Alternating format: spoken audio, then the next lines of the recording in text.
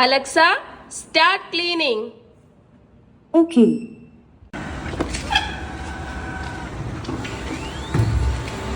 ഇതാണ് നമ്മളുടെ വീട്ടിലെ ഏഞ്ചൽ കേട്ടോ. ഈ റോബോട്ടിന് ഏഞ്ചൽ എന്ന് പേരിടാൻ ഒരു കാരണമുണ്ട്. വേറൊന്നുമല്ല, നമ്മളുടെ ഫ്രണ്ടിൻ്റെ വീട്ടിൽ ഏഞ്ചൽ എന്ന് പേരുള്ള ഒരു മെയ്ഡ് ഉണ്ടായിരുന്നു കേട്ടോ.